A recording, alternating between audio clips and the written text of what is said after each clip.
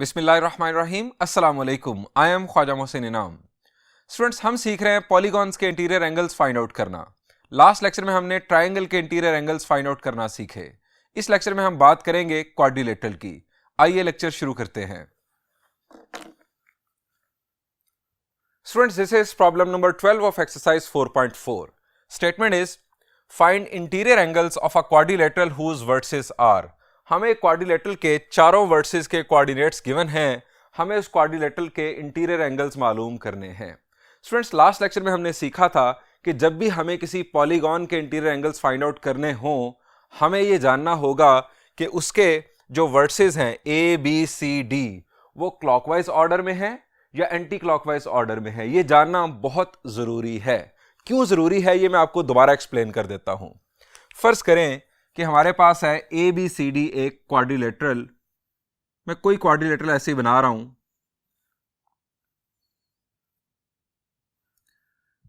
ए B C D, यहां पर मैंने A B C D anti clockwise order में लिए हैं। अब स्टूडेंट्स, फर्ज करें हमें एंगल ए मालूम करना है, या हम इसे अल्फा एंगल भी कह सकते हैं जो वर्टेक्स ए पर बन रहा है। आपको जो एंगल मालूम करना है, आप वहां पर एंटी क्लॉकवाइज आर्क लगाएंगे। एंटी क्लॉकवाइज, ये हमारा एंटी क्लॉकवाइज रोटेशन, ये मैंने एंटी क्लॉकवाइज आर्क लगाई। अब स्टूडेंट्स, अगर ये एंगल है अल्फा, तो एंगल अल्फा मालूम करने के लिए हमारा फॉर्मूला होगा tangent of alpha will be equal to.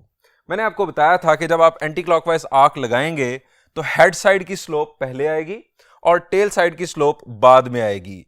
English alphabets में एच पहले आता है, टी बाद में आता है। यह भी मैंने आपको ट्रिक बताया था याद रखने के लिए। So slope of A D, subscript मैंने लिख दिया AD, slope of A D minus slope of A B. Denominator में कोई मसला नहीं क्योंकि दरमियान में प्लस है। Slope of A D into slope of A B. अब स्टूडेंट्स, ये तो उस सूरत में है कि जब हमारा जो ऑर्डर है ये एंटी क्लॉकवाइज हो, लेकिन अगर ये ऑर्डर क्लॉकवाइज हुआ, मैं क्लॉकवाइज ऑर्डर बना रहा हूं, हम यहां पर कर देते हैं अब बी, यहां पर सी ही रहेगा, ए बी सी, और यहां पर कर देते हैं डी। अब हमें अगर ये एंगल मालूम करना है तो अब क्या होगा, अब हम लिखेंगे tangent of alpha will be equal to. अब हेड साइड पर कौन सा लाइन सेगमेंट आ गया? The answer is A B. अब स्लोप ऑफ ए बी पहले आएगी minus slope of A D. आप देख रहे हैं कि चेंज आ गया। पहले स्लोप ऑफ ए बी बाद में थी, अब स्लोप ऑफ ए बी पहले आ गई। डिनोमिनेटर सेम है, लेकिन इससे फर्क पड़ता है। अगर आप रॉन्ग ऑर्डर में प्लेस कर चुके होंगे ए बी सी डी चारों वर्टिसेस को, तो आपका एंगल गलत इवेल्युएट होगा। सो ये जानना जरूरी है कि हमारे जो वर्टिसेस हैं वो क्लॉकवाइज ऑर्डर में हैं या एंटी क्लॉकवाइज ऑर्डर में हैं। और इसके लिए मैंने आपको एहतियात बताई थी कि आप एक्स वाई प्लेन में इन वर्टिसेस को लोकेट करके ज्वाइन कर लें एक्चुअल में, ताकि आपको पता चल जाए कि ये एंटी क्लॉकवाइज ऑर्डर में आ रहे हैं या क्लॉकवाइज ऑर्डर में आ रहे हैं। स्टूडेंट्स, एक और बात यहां पर जो हमने सीखनी है वो ये है कि अगर हमारी ये स्लोप्स, साइड्स की स्लोप्स, अब फर्ज करें कि हमारे पास ये दो एडजेसेंट साइड्स हैं, साइड ए बी और साइड ए डी। अगर इन दोनों की स्लोप्स का प्रोडक्ट -1 हुआ तो इसका मतलब क्या होगा? जी, हम ये पढ़ चुके हैं कि अगर दो लाइन सेगमेंट्स की स्लोप्स का प्रोडक्ट -1 के इक्वल हो या वो एक दूसरे का नेगेटिव रेसिप्रोकल हो तो वो लाइन सेगमेंट्स आपस में परपेंडिकुलर होते हैं। अगर इस साइड की स्लोप और इस साइड की स्लोप का प्रोडक्ट -1 के इक्वल आ गया तो इसका मतलब ये होगा कि बीच वाला एंगल जो इंक्लूडेड एंगल है वो 90 डिग्रीज होगा।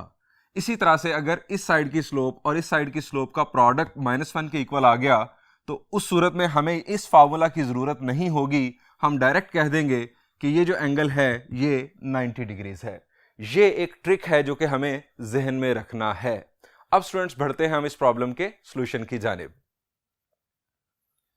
स्टूडेंट्स, ये हमारा एक्स वाई प्लेन और हमने चारों वर्टिसेस को एक्चुअल में लोकेट करके ज्वाइन कर लिया। और आप देख सकते हैं कि ये एंटी क्लॉकवाइज ऑर्डर बन रहा है। यह जानना बहुत जरूरी था।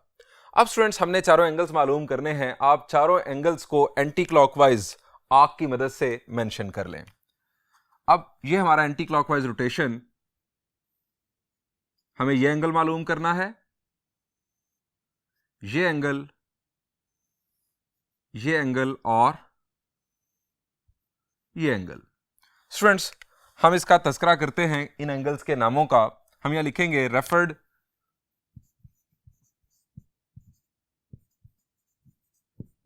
टू डायग्राम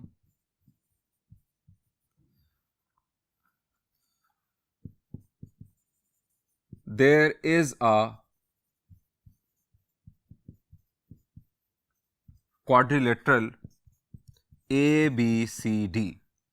ABCD हमारे पास quadrilateral, let alpha, beta, gamma and delta be the angles at vertex A, B, C and D respectively। Alpha जो है वो हमारे पास है वर्टेक्स A पर, बीटा जो है वो वर्टेक्स B पर, गैमा जो है वो वर्टेक्स C पर और डेल्टा जो है वो वर्टेक्स D पर बनने वाला एंगल। स्टूडेंट्स हमने यहां पर डिस्कस किया कि हमें एंगल्स अगर मालूम करने हैं तो हमें साइड्स की स्लोप्स मालूम करनी होंगी। स्टूडेंट्स इन चारों साइड्स की स्लोप्स मालूम करते हैं।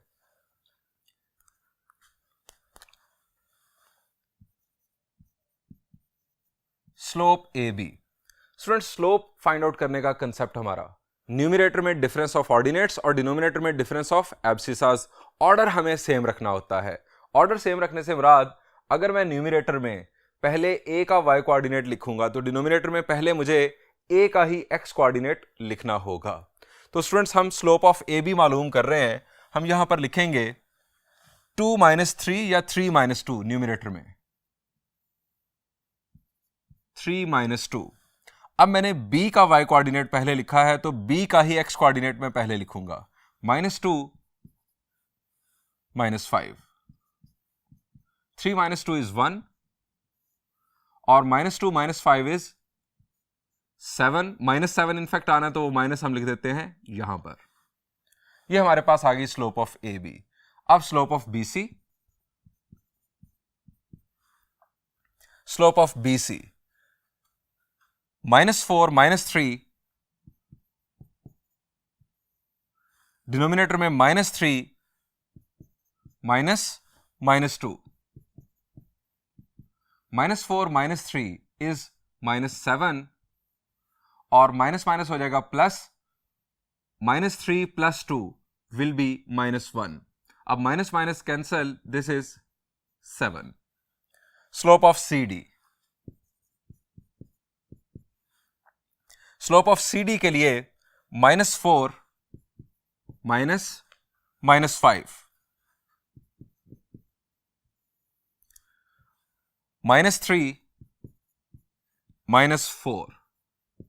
अब minus minus plus, 5 - 4 will be 1 और डिनोमिनेटर में -7 आ रहा है, माइनस मैंने लिखा यहां पर और 7 लिख दिया यहां पर। स्लोप ऑफ ए डी या डी ए, 2 -5 या -5 - 2। y कोऑर्डिनेट मैंने लिखा है पहले d का, तो अब x कोऑर्डिनेट ही पहले लिखूंगा d का, 4 - 5। -5 - 2 is -7, 4 - 5 is -1, minus minus cancel, this will B 7। अब स्टूडेंट्स हमारे जो फार्मूलाज हैं हम उनको यूज करते हुए ये एंगल्स मालूम कर सकते हैं, लेकिन यहां पर एक ऑब्जर्वेशन है जो आपको करनी है। स्टूडेंट्स ए बी और बी सी एडजेसेंट साइड्स हैं, ए बी और बी सी एडजेसेंट साइड्स हैं, बी पर इनका कनेक्शन हो रहा है। ए बी की स्लोप है -1/7 और बी सी की स्लोप है 7। -1/7 और 7 को अगर मल्टीप्लाई किया जाए तो आंसर क्या आएगा? The answer is -1। इसका मतलब यह हुआ कि साइड ए बी और साइड बी सी आपस में परपेंडिकुलर हैं। और जब हमने ये एक्चुअल डायग्राम बना ली थी तो हमें वहां पर ही शक पड़ गया था कि ये आपस में परपेंडिकुलर हैं। ये देखने में नजर आ रहा है कि ये एक स्क्वायर है, हमें कंफर्म नहीं है कि ये स्क्वायर है, ना हमारा इससे कोई लेना देना है कि ये स्क्वायर है या नहीं। हमें शक पड़ा था कि ये एक स्क्वायर है, इसके जो एंगल्स हैं ये 90 डिग्रीज हैं। अब यहां पर ये चीज कंफर्म भी हो रही है, साइड ए बी और साइड बी सी आपस में एडजेसेंट हैं, इनकी स्लोप्स का प्रोडक्ट -1 के इक्वल बन रहा है, जिससे ये साबित हो रहा है कि एंगल 90 डिग्रीज बन रहा है। इसी तरह से अगर आप बात आगे बढ़ाएं, स्लोप साइड बी सी और side C D, side B C और side C D, C point इनमें कॉमन है, इसका मतलब है कि ये दो साइड्स एडजेसेंट हैं। अब इसकी स्लोप है 7 और इसकी स्लोप है -1/7। अगेन इन दोनों का प्रोडक्ट -1, इसका मतलब है कि ये एंगल भी 90 डिग्रीज है। इसके बाद हम बात आगे बढ़ाएं तो साइड सी डी और साइड ए डी ये एडजेसेंट हैं। साइड सी डी और side A D, D point इनमें कॉमन है, इसकी वजह से ये दो साइड्स एडजेसेंट हो गई। अब इन दोनों की स्लोप्स का प्रोडक्ट भी -1 बन रहा है, इसका मतलब है कि एंगल डेल्टा भी 90 डिग्रीज होगा। बात मजीद आगे बढ़ाएं तो साइड ए डी और साइड ए बी, ये पॉइंट ए कॉमन होने की वजह से एडजेसेंट साइड्स हैं, यहां पर भी नजर आ रहा है। अब ये दोनों स्लोप्स अगर आप देखें तो इनका प्रोडक्ट भी -1 बन रहा है, इसका मतलब है कि एंगल अल्फा भी 90 डिग्रीज है। स्टूडेंट्स, हमें इस ऑब्जर्वेशन की बुनियाद पर ही कंक्लूड कर लेना चाहिए कि ये तमाम एंगल्स 90 डिग्रीज है। सो हम यहां पर अब कंक्लूजन कैसे करेंगे, लिखेंगे क्या? आप यहां लिखेंगे एज, हम पहले बात करने लगे हैं एंगल अल्फा के बारे में, as slope A B, slope A B, angle alpha चूंकि साइड ए बी और साइड ए डी के दरमियान बन रहा है, slope A B product slope A D, that is -1/7 into 7, और ये प्रोडक्ट बन रहा है 7 और 7 cancel -1। So A B is perpendicular to AD. This means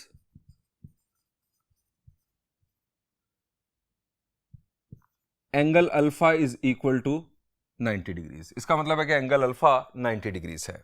बिल्कुल यही पैटर्न हम बीटा के लिए फॉलो करेंगे। एज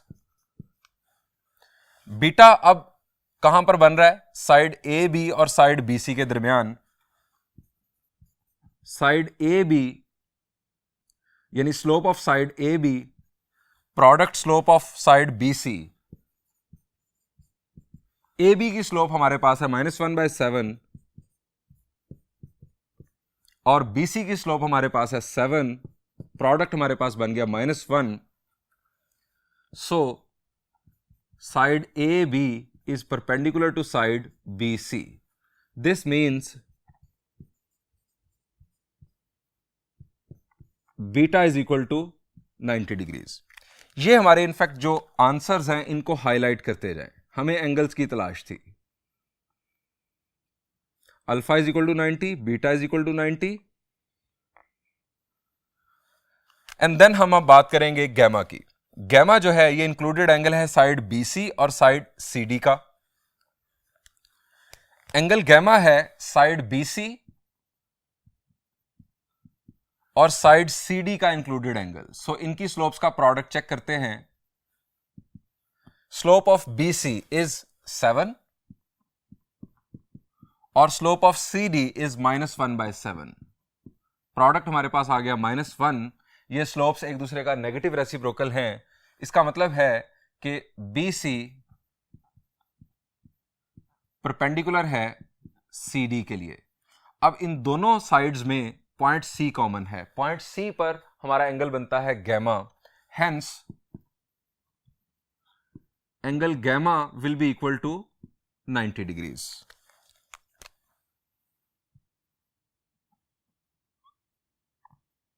स्टूडेंट्स, इसी पैटर्न पर हम एंगल डेल्टा भी मालूम कर सकते हैं। लेकिन एक और बात भी है, क्वाड्रिलेटरल के चारों एंगल्स का, चारों इंटीरियर एंगल्स का सम क्या होता है? The answer is 360 degrees. So अगर हमारे पास 3 एंगल्स आ चुके हैं तो हम 4th एंगल वैसे ही मालूम कर सकते हैं। सो स्टूडेंट्स, हम यहां पर लिखेंगे alpha plus beta plus gamma plus delta, alpha plus beta plus gamma plus delta is equal to 360 degrees. आपको फॉर्मूला बता देता हूं, किसी भी पॉलीगॉन के आपको इंटीरियर एंगल्स का सम मालूम करना हो तो ये फॉर्मूला है n-2 इंटू 180। अब यहां पर नंबर ऑफ साइड्स आप पुट कर दें। ट्राइंगल के लिए 3 sides 3 - 2, 1 into 180, sum of interior angles 180। Quadrilateral के लिए 4 साइड्स 4 - 2, 2 इंटू 180, 360 डिग्रीज क्वाड्रिलेटरल के इंटीरियर एंगल्स का सम। पेंटागन के लिए यहां पर आप पुट करेंगे 5 - 2 is 3 into 180 is 540 degrees pentagon के इंटीरियर एंगल्स का सम। आप इस फार्मूला की मदद से किसी भी पॉलीगॉन के इंटीरियर एंगल्स का सम कैलकुलेट कर सकते हैं। यहां पर अल्फा, बीटा और गैमा हमारे पास 90 डिग्रीज आ चुके हैं। Delta will be equal to 360 degrees -90 -90 -90। So gamma will be equal to, delta will be equal to 90 degrees. चूंकि इन तीनों का सम हो जाएगा 270 degrees, 360 - 270 will be 90 degrees.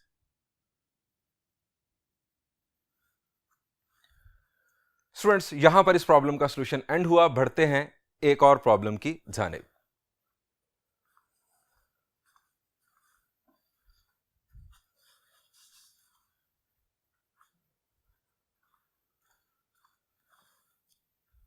Students, this is problem number 13 of exercise 4.4.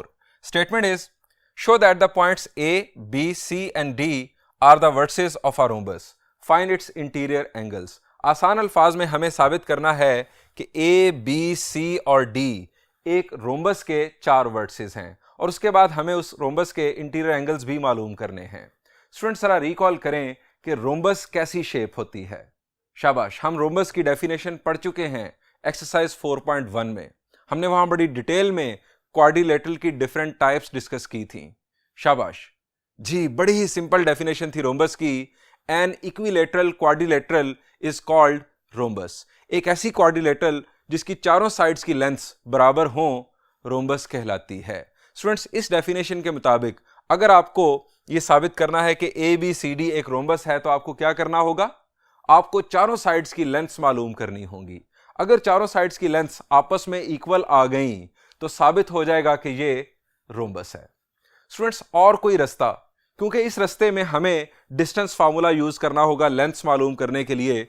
बाद में हमें इंटीरियर एंगल्स मालूम करने हैं। जो हम साइड्स की लेंथ्स मालूम करेंगे इनका कोई ताल्लुक नहीं जुड़ेगा बाद में इंटीरियर एंगल्स मालूम करने के लिए। हमें इनफैक्ट कोई हेल्प नहीं मिलेगी।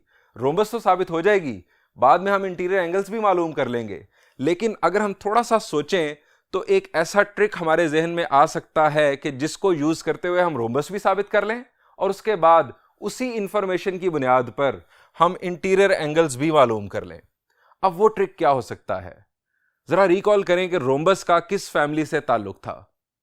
रोम्बस का ताल्लुक था पैरेललोग्राम फैमिली से, यानी रोम्बस पैरेललोग्राम की एक टाइप है। अगर हम A B C D 4 vertices को पैरेललोग्राम के 4 वर्टिसेस साबित कर दें तो उसके बाद रोम्बस में क्या खास बात थी? शाबाश जी, रोम्बस एक ऐसी पैरेललोग्राम होती है जिसके डायगोनल्स एक दूसरे के परपेंडिकुलर होते हैं। अब पहली बात, ए बी सी डी को अगर आपने पैरेललोग्राम साबित करना है तो आपको अपोजिट साइड्स को पैरेलल साबित करना होगा। अब अपोजिट साइड्स को पैरेलल साबित करने के लिए आप स्लोप्स मालूम करेंगे, यानी चारों साइड्स की स्लोप्स मालूम करेंगे। अब ये चारों साइड्स की स्लोप्स बाद में इंटीरियर एंगल्स मालूम करने के लिए भी आपके काम आ जाएंगी। चारों साइड्स की स्लोप हम मालूम करेंगे। अगर अपोजिट साइड्स की स्लोप्स आपस में इक्वल आ गई तो पैरेललोग्राम साबित हो जाएगी। उसके बाद हम क्या करेंगे? हम डायगोनल्स की स्लोप्स मालूम करेंगे। अगर डायगोनल्स की स्लोप्स का प्रोडक्ट -1 के इक्वल हुआ तो यह साबित हो जाएगा कि डायगोनल्स एक दूसरे के परपेंडिकुलर हैं। और ऐसी पैरेललोग्राम जिसमें डायगोनल्स एक दूसरे के परपेंडिकुलर हों हमेशा रोम्बस होती है। यह बात याद रखें, मैं दोबारा बोल रहा हूं, ऐसी पैरेललोग्राम जिसमें डायगोनल्स एक दूसरे के परपेंडिकुलर आ जाएं वो पैरेललोग्राम रोम्बस होती है। ये स्क्वायर में भी होता है, चूंकि स्क्वायर भी रोम्बस की ही एक सब टाइप है। सो स्टूडेंट्स, हम ए बी सी डी को पैरेललोग्राम साबित करेंगे और देन इसके डायगोनल्स की स्लोप्स मालूम करके इसको रोम्बस साबित करेंगे। जब ये रोम्बस साबित हो जाएगी फिर हमें इंटीरियर एंगल्स मालूम करने में आसानी होगी। अब स्टूडेंट्स फर्दर थोड़ा सोच लेते हैं। फर्ज किया कि ये रोम्बस साबित हो गई। अब रोम्बस में जो इंटीरियर एंगल्स हैं उनमें क्या खास बातें पाई जाती हैं, यानी रोम्बस की एंगल प्रॉपर्टीज क्या होती हैं? शाबाश जी, रोम्बस में अपोजिट एंगल्स इक्वल होते हैं, पैरेललोग्राम में भी इक्वल होते हैं। इनफैक्ट ये पैरेललोग्राम फैमिली की प्रॉपर्टी है कि अपोजिट एंगल्स इक्वल होते हैं और एडजेसेंट एंगल्स का सम 180 डिग्रीज के इक्वल होता है, यानी एडजेसेंट एंगल्स सप्लीमेंट्री एंगल्स होते हैं और अपोजिट एंगल्स आपस में इक्वल होते हैं। सो हम इस प्रॉपर्टी को यूज करते हुए एंगल्स भी बआसानी फाइंड आउट कर लेंगे। अब स्टूडेंट्स हम स्टार्ट लेते हैं इसके सॉल्यूशन का। सॉल्यूशन में वही बात कि पहले आप ए बी सी डी चारों वर्टिसेस को एक्चुअल में एक्स वाई प्लेन में प्लॉट कर लें ताकि आपको इनका ऑर्डर पता चल जाए कि ये एंटी क्लॉकवाइज ऑर्डर में रोम्बस बनेगा या क्लॉकवाइज ऑर्डर में रोम्बस बनेगा। ये स्टूडेंट्स हमारा एक्स वाई प्लेन और ए बी सी डी चारों वर्टिसेस को मैंने लोकेट करके तरतीब के साथ ज्वाइन किया और आपको नजर आ रहा है कि ये एंटी क्लॉकवाइज ऑर्डर में रोम्बस बन रहा है। आप इसके एंगल्स का भी जिक्र कर दें। यहां पर एंटी क्लॉकवाइज रोटेशन के साथ हम आर्क्स लगाएंगे। ये हमारे पास होगा angle alpha, this will be angle beta, this will be gamma. हम इसको लेट कर रहे हैं इनफैक्ट इन नामों को, और ये एंगल होगा हमारे पास डेल्टा। हम यहां लिखेंगे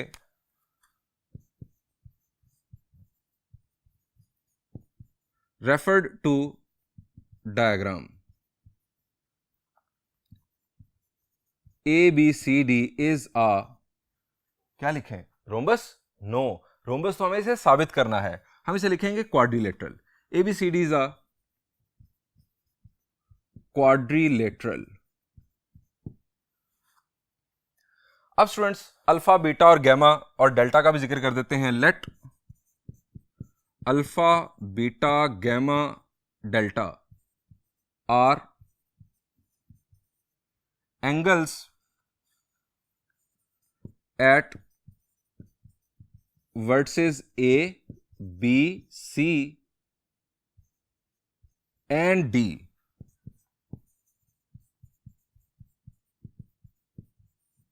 रिस्पेक्टिवली। स्टूडेंट्स हम इसे पहले रोम्बस साबित करेंगे। हम यहां लिखेंगे to prove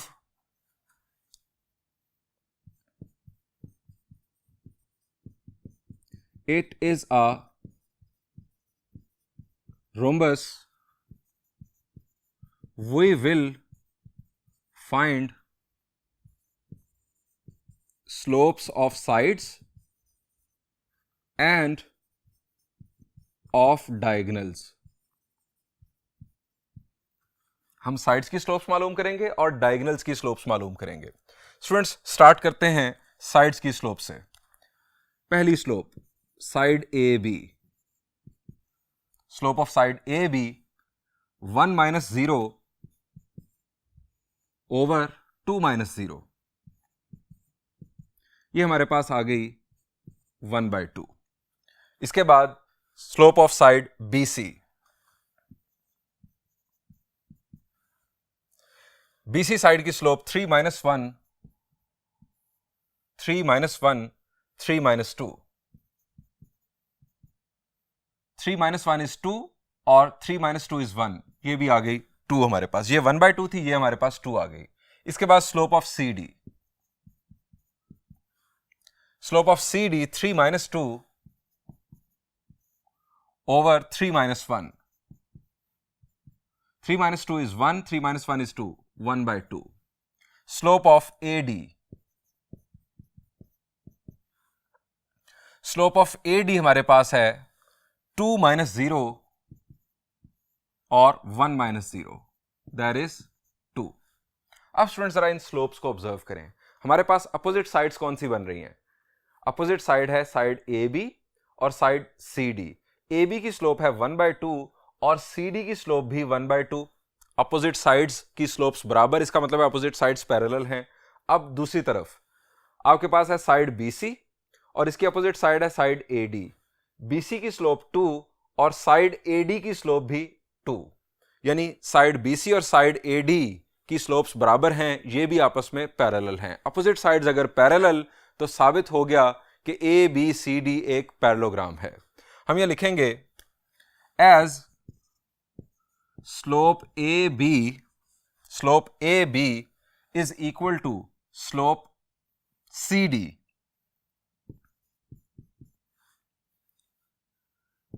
so AB parallel to CD, as slope BC is equal to slope AD. So BC side is parallel to AD side. Hence, opposite sides parallel आ रही हैं, hence ABCD is a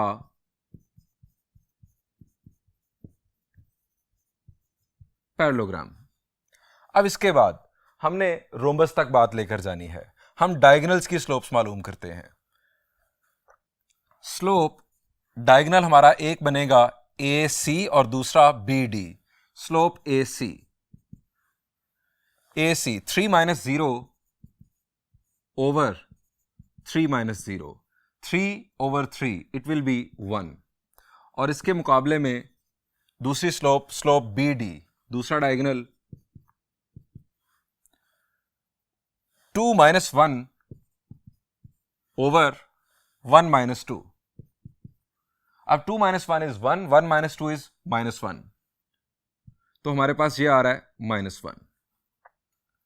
अब students, इन दोनों slopes का product -1 है। The answer is yes, as slope AC product slope BD is equal to 1 into -1, that is -1. So AC perpendicular to BC, hence ABCD is a rhombus. Students, हमने साबित कर दिया कि ABCD एक rhombus है। हमने पहले उसे पैरेललोग्राम साबित किया, बाद में उसे रोम्बस भी साबित कर दिया। स्टूडेंट्स, अब हमें इसके इंटीरियर एंगल्स मालूम करने हैं।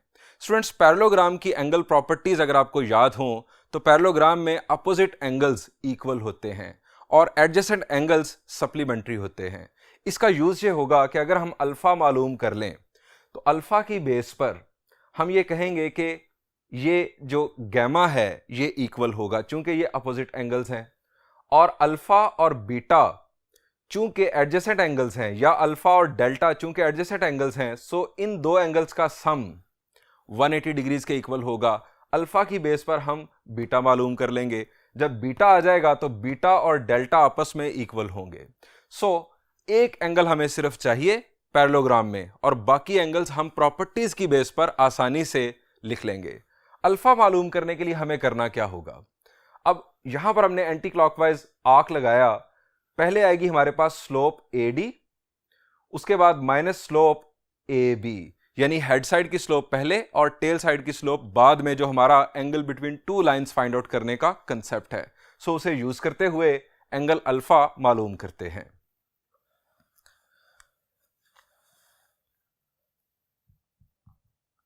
For angles tangent alpha will be equal to slope of AD minus slope of AB over 1 plus slope of AD into slope of AB। अब इसमें वैल्यूज पुट करते हैं।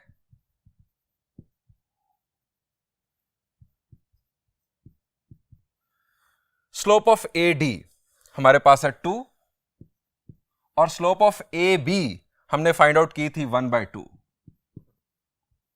Over 1 plus 2 into 1/2। अब 2 minus 1/2, 2 2 jar 4, 4 minus 1 is 3/2, और denominator में ये 2 और 2 cancel, 1 plus 1 is 2। अब ये 2:2 के साथ मल्टीप्लाई हो जाएगा, इट विल बिकम 3/4। अब टेंजेंट अल्फा की वैल्यू आ रही है पॉजिटिव। पॉजिटिव वैल्यू आने का मतलब यह है कि अल्फा एक्यूट एंगल होगा। हम इसे direct inverse tangent function apply करने से फाइंड आउट कर सकते हैं। अगर हमारे पास टेंजेंट अल्फा की ये वैल्यू नेगेटिव आती तो हम direct inverse tangent function apply नहीं कर सकते थे। हमने पहले रेफरेंस एंगल मालूम करना था, फिर अल्फा की वैल्यू आनी थी। क्योंकि अगर टेंजेंट अल्फा की वैल्यू नेगेटिव होती तो इसका मतलब था कि अल्फा ऑब्ट्यूज एंगल होता। अब obtuse angle inverse tangent function की रेंज में नहीं होता, क्योंकि इनवर्स टेंजेंट फंक्शन की रेंज -90 से 90 डिग्रीज तक होती है। अभी यहां पर टेंजेंट अल्फा की वैल्यू पॉजिटिव है, इसका मतलब है एंगल है अल्फा एक्यूट, और acute angle inverse tangent function की रेंज में होता है। सो हम अल्फा मालूम करते हैं, alpha will be equal to tangent inverse of 3/4। इसको कैलकुलेटर की मदद से कैलकुलेट करते हैं।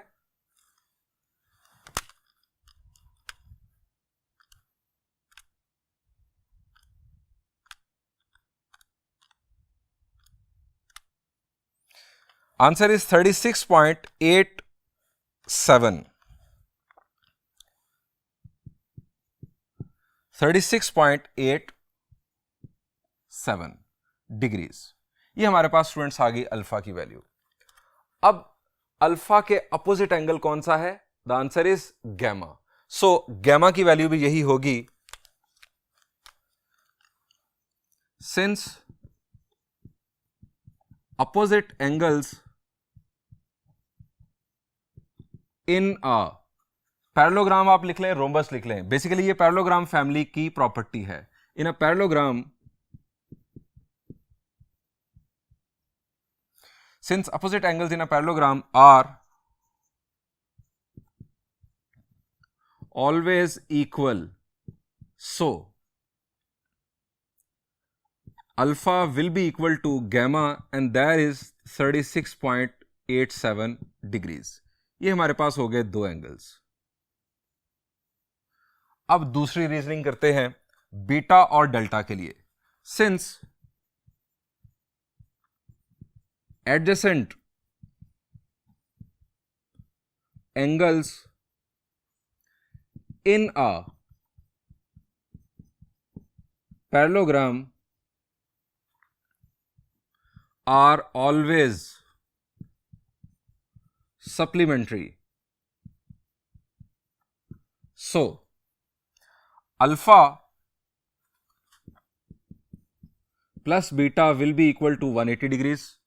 अब बीटा की वैल्यू हमारे पास आ जाएगी 180 डिग्रीज माइनस अल्फा की वैल्यू दैट इज 36.87 डिग्रीज, और बीटा की वैल्यू हमारे पास स्टूडेंट्स आ गई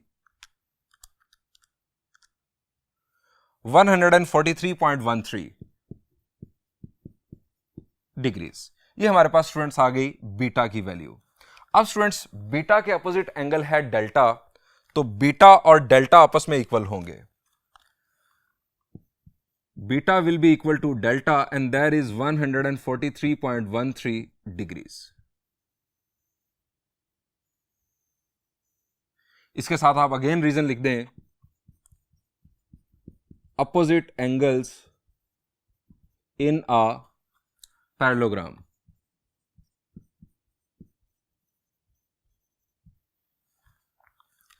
स्टूडेंट्स यहां पर इस प्रॉब्लम का सॉल्यूशन एंड हुआ। इंशाल्लाह नेक्स्ट लेक्चर में हम कुछ मजीद कंसेप्ट्स और उनके रेलेवेंट प्रॉब्लम्स डिस्कस करेंगे। Thank you and Allah Hafiz.